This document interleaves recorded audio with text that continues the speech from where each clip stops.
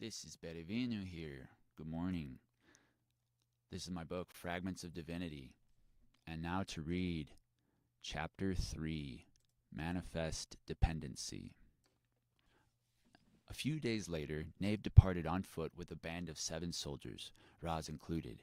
He wasn't sure if the king was being ironic or if 7 was somehow the exact number needed for a successful dependency. Either way, it shouldn't matter, because their group was 8 in total if he included himself. His first mission was to reach the neighboring kingdom of Iscaria to the southwest as fast as possible.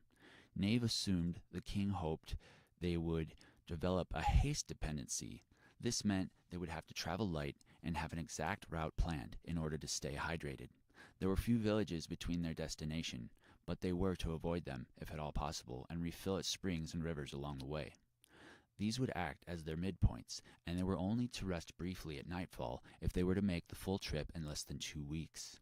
The reason they were to avoid the villages was because they were meant to simulate a situation wherein they would gain the surprise of an enemy by seemingly appearing out of nowhere.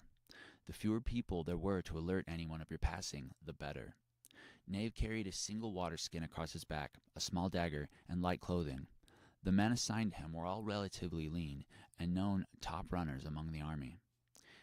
If this was to work, they weren't taking any chances, so it was a fitting group for the mission. Their leader was Captain Ryden, a bit on the young side for the rank, but he had an undeniable talent for archery that propelled his career. The rest were Ollie, Chase, Liam, Og, and the last he couldn't recall, but it was Jonah. But Nave figured he would find out over the course of the mission. However, there was little in the way of talk as the day began. They set a brisk pace by Hathos standards, but Nave had to repeatedly turn around to ensure he wasn't leaving too much distance between himself and the men. He found that having an imaginary goal helped him to focus on the task ahead. During his early morning runs, he would imagine a great white buffalo racing just ahead of him in the distance. He knew that if he could just keep the image of the creature in sight, then he would eventually tire it out and overtake it. Even though somewhere in the back of his mind, he knew he would never overtake the buffalo. Those negative thoughts slid away through the passing of the trees and the grass beneath his feet. The challenge of passing through the Tannenwood was risking overextension by running up and down the hills and valleys or choosing to run along it, which was not a direct route. Considering the trek left ahead, Nave chose the latter to save their knees and ankles and additional distress. He knew that running was the best thing to increase their stamina, but his team was already as primed as they could be if they were to develop a haste dependency. Truth be told, Nave was winging it. He didn't have anything to go off of but the king's stories, and he didn't even believe those half the time. The king was something of an enigma. He ceased to age, seemed carefree, but was frequently gone at places unknown to any, even Nave. Arshnad II was only ever found if he wanted to be. Rajah let slip once that the king was an entirely different person at one time, but he quickly changed the subject when Nave questioned further. That didn't really matter to him right now, though. He himself would have been an entirely different person had his birth parents carried out their plans. He was even a different person than the boy who tried to escape the castle just a few years ago.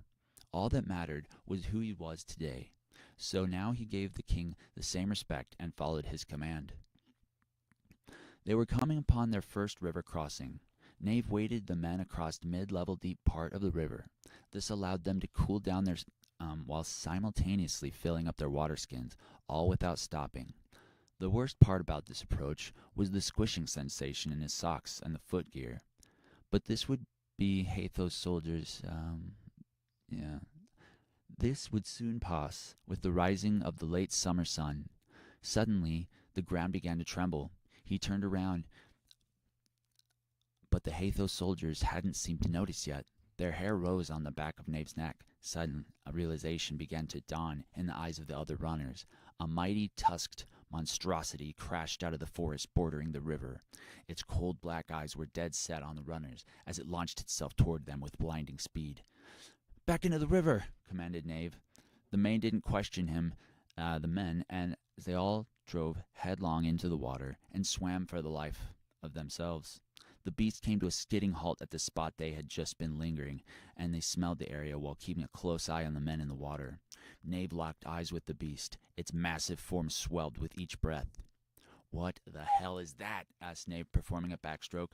"A behemoth, sir," answered Ryden. "A what?" Knave asked, dumbfounded. "It's a type of curse that happens randomly to various animals throughout the world. We don't know what causes it, but it can happen to any animal at any time, even an average house cat." "Taos name," Knave said in stunned disbelief as they continued to swim backwards. He examined the mighty creature and was shocked to finally realize it was a boar. The fear had blinded him before, and all he saw was his death. A terrifying thought occurred to him as he was able to clearly discern the arched back, sloped snout, and tusks. "What a fish!" Raz spoke up. "Yes, happens to them too, although you really only need to fear deep lakes or oceans. If a fish becomes a leviathan in a river of this size, it quickly becomes a meal for the village, or the creatures of the forest, because it's too big to breathe underwater." "And people actually eat these accursed creatures?" asked Knave. "Yes, sir," Ryden said, panting as he pulled himself onto the shore, "and they're not afraid of any adverse effects. Well, none have ever been reported, so the behemoth are both a blessing and a curse." Knave locked eyes with the beast across the river. It didn't budge, but merely watched. Knave guessed from the size of the beast it could easily wade across the river to reach them if it wanted, but he figured the boar must have spent most of its life at normal size, so its natural inclination was to stay on dry land. Then, to Knave's dismay, the behemoth began walking into the river. "Oh shit," Knave uttered under his breath. "Knave, we have to move," yelled Raz. Knave pushed himself to his feet and began running again as the beast navigated its way across the river and the loose river bed, slipping occasionally on the slick rocks under its massive weight. "I figured a boar would chase a potential threat away from its resting ground or offspring, but I've never known one to hunt Hathos. When a creature becomes a behemoth, it essentially lost all sanity. We're no longer dealing with a simple animal. They're totally unpredictable." "We're going to have to kill this thing," said Knave, winding around the corner of the river. "My father once killed one, but even with the fabled claymore, it wasn't easy," said Raz. "Then what do we do, sir?" asked Ryden. "We've not pulled small daggers, and the risk would be too great." "I'll figure something out," said Knave, unsure of himself. Myriad thoughts ran through his mind, but none of them any good. They couldn't hide from the behemoth, as its sensitive snout could easily track them. They could try hiding up a tree, although if the beast were to even lean on it, they could be launched off. The behemoth suddenly skidded around the corner, after then tossing large rocks that crashed into the river. The ground trembled beneath them as it made its advance. Knave had been holding back. He knew he could break away at faster speeds, but he couldn't just leave the men. That left him with one option. "Listen up," Knave yelled. "Break away into the forest and keep running ahead of the beast. Whatever you do, don't stop." "No way, I'm not leaving you," Raz protested. "Go now. I'll catch up with you midway to Iscaria. Lead the men to safety," commanded Knave, leaning down to pick up some stones. Raz shook his head and shouted, "Damn it!" before veering the soldiers into the forest. The boar immediately turned and gave chase until a stone struck in the right eye. The behemoth cried out in anger and charged even faster at Knave, who pelted it 3 more times just for good measure before racing ahead.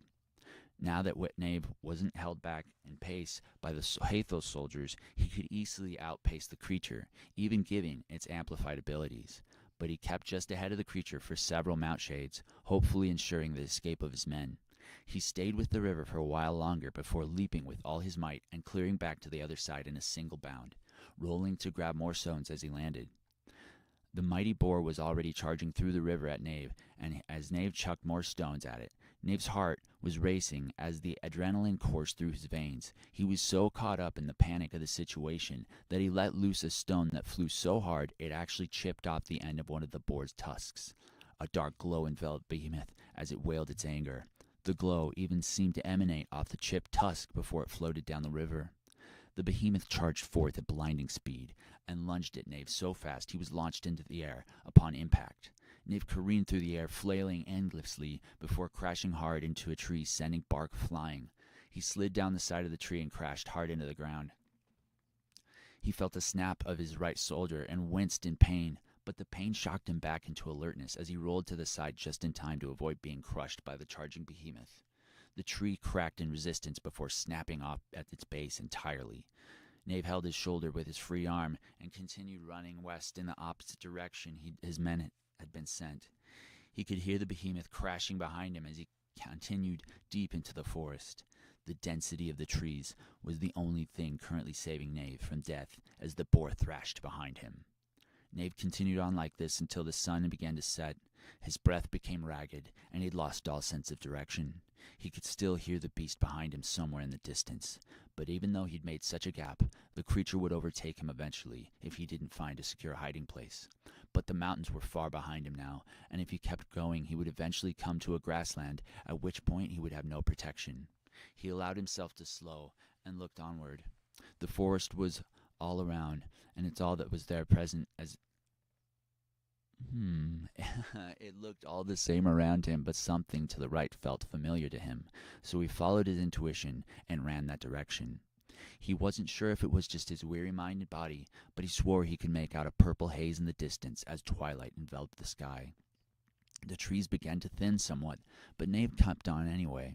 The behemoth crashed out of the dense forest behind him and skidded into the opening. Nave glanced back quickly, but he kept moving forward, clutching at his throbbing arm. The behemoth rushed forth, its head bobbing furiously at the pace it was setting to trample him. Nave, however, had made it into a clearing and into a circular grass perimeter that bordered a massive enshrined matsu tree. It was the first time Nave had ever seen such a tree, but he didn't have time to think. He pulled it up the stairs toward the shrine, but his foot caught on one of the stairs as he stumbled onto the level area above. He leaned his back and gripped at his shoulder, holding his breath in to wait for death. But to his surprise, all had become deathly silent. He opened his eyes and leaned up, looking around to see the whereabouts of the behemoth. As he looked down the stairs, he saw the behemoth had seemed to dissipate. The beast shook its head and turned away at a trot into the darkness. Nave sat momentarily dumbfounded until a throbbing in his shoulder brought him back into focus.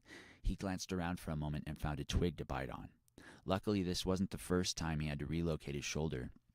He lay back on the ground and slowly raised his arm behind his head, reaching for the opposite shoulder. The pain... one moment... The pain was intense, but he reached over with his arm and pulled slightly and bit right through the twig as his shoulder reluctantly popped back into place.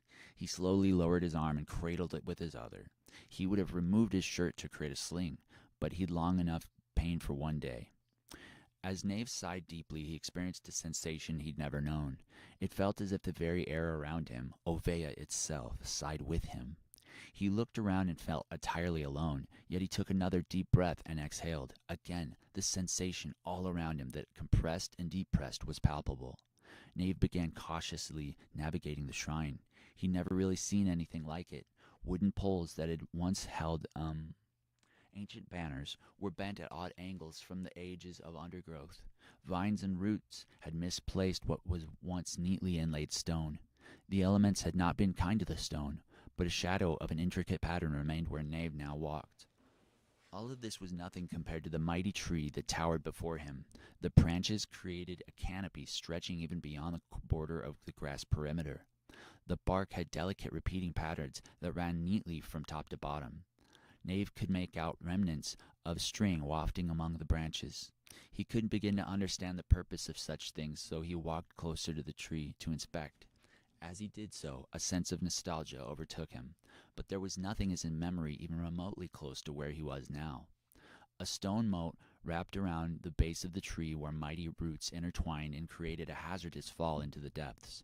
Arched columns lined the path to a set of stairs. The stairs were thick at the base, but as they rose, they tapered at the peak to meet with the side of the tree. Nave, almost in a trance-like state, ascended the stairs. There were no rails to support him should he lose his balance. He looked downward momentarily and immediately regretted it as he almost lost his balance. Nave braced himself by setting one knee down on a higher stair and gripping yet another with his unwounded arm. For some reason he felt winded and began to hyperventilate. He shook his head, thinking the height had triggered some acrophobia, so he began to focus on deeper breaths to calm his nerves. Continuing his deep breaths, Nave looked up at the tree, and his vision narrowed, then widened again, as if reality itself was bending around him. Nothing about the situation was familiar anymore, but Nave was compelled to climb even higher. He tried to convince himself that he was just exhausted from running from the behemoth, but deep down he knew something else altogether was taking place. As he reached the pinnacle of the stairs, he took a moment to examine the side of the tree before him. There was a place shortly above his head that looked as if the bark had been polished down to the cameo. It struck him as odd that no new bark had replaced the marking given the apparent long abandonment of the shrine. In fact, the appearance of a palm was clearly outlined there. Knave hesitated, then reached out and placed his own hand upon the mark. A sudden, clear vision filled his mind of a molten core deep at the heart of Oveia. Dangling there above the core, as if suspended by a strand of thread, was an Oveian, neither living nor dead, entombed in a transparent blue-green chrysalis. Along the oval horizon were vast numbers of other Oveian, suspended in the same manner. Some lines even went down directly within the core itself. Some crystals looked far more ancient than others, with spikes of oxidation clustered out along the sides, concealing some of their features beneath. The vision brought him closer to the form of the first, though Knave desperately wished to pull back. He was brought face to face with the being who bestowed his mind the knowledge of being called a Severin. Then its eyes opened to behold him. Knave yelled out as he pulled his palm away from the tree. He stumbled and nearly lost his footing to fall hundreds of spear lengths to the root below. Knave waved his arms as he caught his balance and fell forward on his back, his hands and knees. He braced himself for the pain of his shoulder to blossom, but as Knave rolled onto his back to look into the branches of the trees once more, he felt as if completely healed and filled with renewed vitality. A great wind blew among the leaves, triggering a mad dance of shadow and starlight. Knave didn't know how long he'd been there, but it was more than time to regroup with his men. He descended the stairs and stopped briefly to look back upon the ancient tree. The borders of the trunk and branches emitted a pleasant glow rising up from the roots at the base, which lit the entire shrine like a beacon in the night. He would have liked to stay longer to study the mystery of the place, even with the unsettling vision he experienced, but he was concerned for Raz and the others with the giant boar still out there. So he departed through the columns and ancient buildings at the base back into the wilderness. Knave was determined to locate his team as soon as possible. He didn't stop until early the next day before sunrise, when he located the camp of his men in the grasslands that stretched under the horizon, leading toward Iscaria. He laid down as if a dead man. Raz woke a few hours later to find Knave face down in the grass. He hesitated, thinking he should let him rest, but then rushed over and gently turned him over. He had a skillet with him. He would have cooked some seasoned bacon instead. The aroma of it always awoke Knave when he fell asleep at Raz's back in Arja. "Knave, wake up," he said. Knave squinted and rolled over and clenched his teeth, raising a hand to cover his eyes. "What?" Raz chuckled, seeing that his friend was okay. "I'm sorry to wake you, but we have to move if we're to make the deadline. Besides, what happened back there?" Knave yawned and sat upright on his own as the soldiers gathered around. They ate dried beef and cheese while listening to his retelling of the events. Knave left out the part about touching the tree and the resulting vision, though. Raz whistled aloud as they began warming up at a trot towards Iscaria. "So the beast stopped at the border of the shrine, huh?" "Yes. Do you know anything about the shrine or the tree there?" "All I know is if it belonged to your king long ago, and that if we encounter one, we're to burn it to the ground." Knave remained silent at this. "But, considering what happened to the behemoth, I think it'd be wise to leave things as they are. Right, men?" Raz said aloud. "Yes, sir," the men said in unison. Raz winked at Knave, who grinned in turn. "Besides, there's no way to make it to Iscaria and back in time without another detour. These grasslands stretch for days. I honestly don't know if we'll make it at this point." "We have to try," said Knave, bumping up a pace. "How much sleep did you even get?" "Not enough." They continued at the increased pace, slowing down every few hours, then increasing again for a time. Typically on long, distant runs, they would try to remain a steady pace and hold to it, but none of them knew how to generate a dependency, and if the old tales were true, it would only happen through exertion and sheer will of the group. The smell of cook fires wafted on the breeze as they passed within sight of a stable village. Horses grazed all across the fields there and raised their heads to watch the band of 7 run by. Among the horses were their distant relatives, the towering Umoklos. Nearly triple the size of an average horse, the Umoklos bore a somewhat similar resemblance. Thickly corded muscles ran across their bodies and ended in a cat-like tail. The mane wrapped around the entire neck and also across the face of the eldest Umaclos, making it look more like a lion than a horse. Having never seen one, someone could easily mistake them for a behemoth. But Knave was familiar with the Umaclos, as the king's personal carriage was drawn by a team of them. "Man, it'd be nice to ride one of those right now, huh?" said Raz. "Save your breath, soldier," Knave chided, grinning back at him. One couldn't help but marvel at the beasts, though. A few even ran with them for a time, which cut out the monotony of the day. But soon the sun settled on their second day, and they made camp by a dry riverbed. Knave had set a few of the soldiers to work to dig down to the silt to allow water to build up at the base, set others to round up sand for filtration, and then sent others to hunt. He and Raz started a fire with flint and dry brush they would extract charcoal from later. Raz lay back and looked up at the stars, happy to be done with the day's run, as he twirled a basic golden fowl Aussie over his knuckles. "Hey, Raz," started Knave. "Why do you think the Ovea has 3 moons?" "Ah," chuckled Raz. "You too wish to know the answers to one of the great mysteries. I'm guessing you're looking for the type of explanation your teachers won't provide." "That would be preferred, actually. Everything they say is so mundane, as if their texts are irrefutable. Each moon represents 8 hours of the day, so we have Anna's first through 8th, Dia's first 8th through 8th, etc., etc." "I see," continued Raz. "Time for something a bit more poetic, then." He paused for dramatic effect.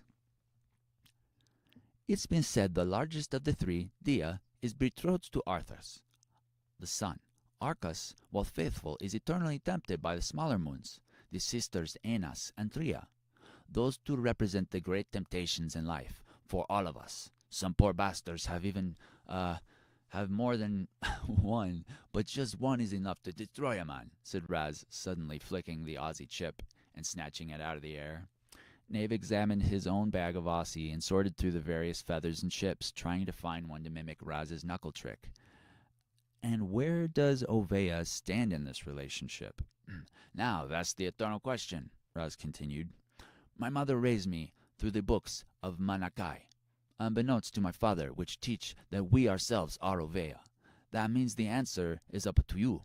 Are you merely an observer of the heavens, a dependent akin to their child, or a participant in the grand play? The unique opportunity Ovea has, as we all collectively have, is deciding which way to go. Some say there's no wrong answers to grace, but I like to think Ovea is mother of all. Then again, that could much be said from Malachi, being pounded into my head growing up. Has Arshnod forced you to a church?" "No, but he's had me conduct independent study, primarily from the books of Taos, which doesn't concern itself with such things. He says it's the best way for me to fit in with the Hathos.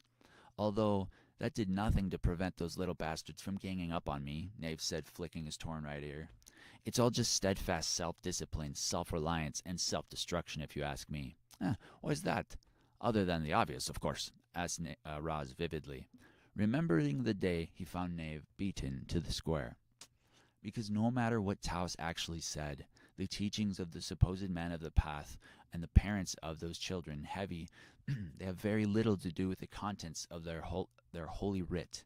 Nowhere in the book of Taos does it state a hatred of Ovean, yet here I am, out here aiding the very nation that preaches such drivel." A cold wind blew as they both landed closer. They leaned closer into the fire. Time for live editing. "Anyways, I've also read from the books of Manakai, in the Kati leaves, you name it. There's a romance to the others that acknowledge other powers like my ancestors were said to possess, whereas Taos is cold and unfeeling, much like our day-to-day military life. So I take it you don't buy it?"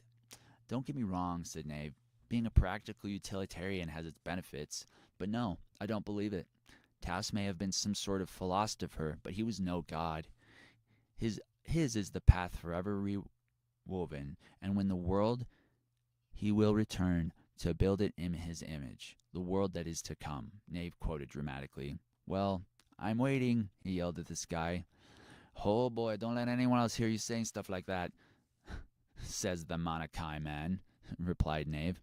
"Yeah, don't go telling anyone about that either." I won't if you won't, chuckled Knave, trying and failing yet again to glide the Aussie over his knuckles. Anyways, how can Ovea be mother to the other planets like you said before? That's the great mystery, replied Raz.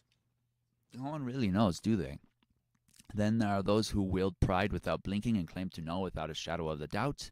They coax one desperate into their faith and create unwitting disciples. I'm just in it for the romance, as you said, not the holy wars. That is true madness and travesty, the marvel of something so beautiful being twisted to something so ugly. You said it, said Knave, successfully gliding the Aussie back and forth across his knuckle. Now how the hell did you do that so fast? Asked Raz, leaning over on one elbow. Ovean, Knave put plainly. Right, Raz sighed heavily. What do you think the King Arstood is up to right now? What do you mean? I mean, what beautiful woman is he with right now, and what elegant meal are they dining on? Must be nice, he said, falling back on his bedroll. You mean which beautiful women? Plural, said Knave, sounded irritated. Oh, Knave, don't be jealous. Trust me, I'm not. Good, said Raz, nodding at him. Good? Asked Knave, turning to face him. Yes, it's good you're not envious of those things. Arsna may be our king, but I follow the code of Liaja, and one of those is to be faithful to your house and to your woman. Singular. Is this some kind of test? Asked Knave. Nope, not a test. I'm just sharing a bit of my heritage with you. Things are a bit different here in Arja from back home, but I guess we'll get used to it eventually, right? Right, said Knave, appreciating Raz's implication that Arja wasn't his native home either. The first two groups of men returned shortly after and began filtering and boiling the water. Once they had all drank a conservative amount and refilled all the water skins, they waited for the other two soldiers to return. Knave bolted upright and looked into the darkness as he felt a thundering in the distance. What is it? Asked Raj. Can't you feel it? Asked Knave wide-eyed. Feel what? Asked one of the soldiers. Put your ear to the ground if you must. Something's coming. The hair rose on the back of his neck again as Knave's Ovean senses picked up the rumbling of the behemoth far in the distance. He could hear the cries of his men running for their life long before the others could make them out. Strap all the water skins to your backs, right now, said Raz. Yes, sir, replied the others in union, running into the darkness. Knave began walking backward slowly, anticipating the pace he would have to set once he could make out the soldiers, but there was no time. He was sure the boar that pursued them before had found them, but he was terrified to discover he was wrong. The soldiers ran past the fire, and just behind them ran a true behemoth, Umoklos. As it came into view, Knave looked into the face of the creature before it stomped out the fire with a mighty hoof. Towering nearly 10 spear above him was a somewhat familiar Umoklos, and the shadows cast what appeared to be someone standing atop its back. But he was sure it was just a trick of the light, and he didn't have time to concentrate as the creature rushed forward. Knave would have easily outpaced the group, but he stayed behind with the two soldiers as they began begging for their lives. The behemoth was upon them, and there was nothing they could do. Knave, sir, please tell my daughter I love her. Her name is Grace. Warden, please, sir. And me too. Tell me Mama's sorry, please, Knave, said one of the older soldiers in the dark at sensing their imminent demise. Knave couldn't think. He was struck with fear at what was to befall his men as the behemoth's hooves tore up the ground just behind them. Then the image of the Severin, the dangling seed of his ancestor, deep within Ovea's core, struck him. The eyes of the Ovean, entombed within the seed, opened once more, and all at once Knave felt very light. He began to soar forward, not flying, but each bound sent him hurtling forward faster than he could have imagined possible. An incandescent blue light emanated from his form, and he nearly forgot his worries with all the thrill of it. We've done it! Raz yelled beside him suddenly. Taos be praised, we've done it! Ha ha ha! How is this possible? Asked the other soldiers all around him as hurtling forward equally at incredible speed. Knave didn't know exactly how they'd done it. Perhaps it was the near-death experience they triggered the haste dependency. Perhaps it was interactions with the Severin at the long-forgotten Ovean shrine. Either way, he was grateful as he looked over the shoulder and saw the mighty behemoth receding into the darkness, unable to maintain their pace. They were so light of foot that rocks or shrubs that would have usually tripped them up were easily passed or torn apart. The strange light that enveloped them pulled members quickly back up into place as if they avoided any object or needed to swerve. Knave wondered if that was perhaps the downfall of his dependency and what distance they could be from one another in order to maintain this force. But they had plenty of time to test the theories, and the group continued at a rush all the way until they reached Iscaria at dawn on the third day, a trip that would have taken an additional 4 days at their previous pace. As they began to slow to a walk, they began laughing hysterically. The soldiers were nearly crushed, embraced one another, and Raz patted Knave on the back. "Knave, you are one crazy kid, you know that?" "Yeah, I know," said Knave in mock pride, the many questions of the night still plaguing his mind. They walked into town to find a place to break their fast, feeling as if they'd become living legends. So that, my friends, is the end of Chapter 3, Manifest Dependency. I need to drink some water. My throat is dry. I guess I could have taken a break mid-read, but I don't know. I wanted to stay in the moment. I didn't want to lose the magic, as it were. And now that we've reached the end of yet another chapter, I want to bring about to your attention a company I'm supporting. It's called Ichiban Jobs. That's right. Ichiban Jobs, baby. The number one site for jobs in Japan. So if you have a business in Japan, or if you know of a business that could use some help, refer them to Ichiban Jobs. That would be awesome. It's funny because the guy behind the company is one of my old martial arts instructors, and probably one of the best. He's a terrifying individual, and in the best way, because if you give him the time to meet him, the CEO of Ichiban Jobs, he's totally unassuming, and you would never know the length of his discipline and training. So talking to him recently is kind of triggered me to be so much more productive. He's the type of guy that held down 3 jobs while supporting his Japanese wife and kid. And, he didn't complain. And he taught us martial arts on the side. He's someone I really want to become. And I'm applying that same discipline that he once taught me to the reading of these chapters. And I'm really enjoying the process. What I did was I actually pre-read some of it this morning and marked and highlighted which character voices were which, so I could easily switch between and focus more on the execution and then bumbling. I know I stumbled, but the great thing about live reading is it shows you that I'm human. Even though I spent years in my mind making all this stuff, right? I'm just trying to act it out, trying to land roles too. And I'm trying to raise money so that I can get to either New Zealand or England. And you would think Japan, but the opportunities I'm finding there are more academic. And I don't know, if I went back to Japan, I don't think I would ever leave. That's how much I love it. And I've never been to New Zealand, okay? But my friend is there. And I told him I want to visit him. I want to see him. It's multi-purpose for me to get to New Zealand. And England, I've heard, has like a police state like America where they monitor all conversation, and like China. So I don't know how it would feel being over there. But that is just conversation for another time, I suppose. I'm really enjoying this editing and reading process. And I think I'm going to return today for the next several chapters. This is my way of getting ahead of the curve and scheduling out releases. And I hope you can take something just from my sort of rambling here, because this is years of trying and failing at this. You know what I mean? Like, and this isn't. I've written so many books, but this is the one I like. The others I've made for others and sometimes just for myself. But anyways, thanks for tuning in. I'm hoping one of these, because I'm multi-streaming. I'm throwing darts, as many darts at the board as I can. You know what I mean? That's part of the secret. At least, maybe that's a theory. Hey, have a wonderful Wednesday morning. 日本語だけで、おはようございます。All right, I was just trying to think of how to say something else you could say. Yeah, 素敵な日を。See, I don't speak enough Japanese, and I'm so silly. I was trying to go over Italian and maybe try to master Sicilian, since Bere Vinu is so Sicilian. I love it.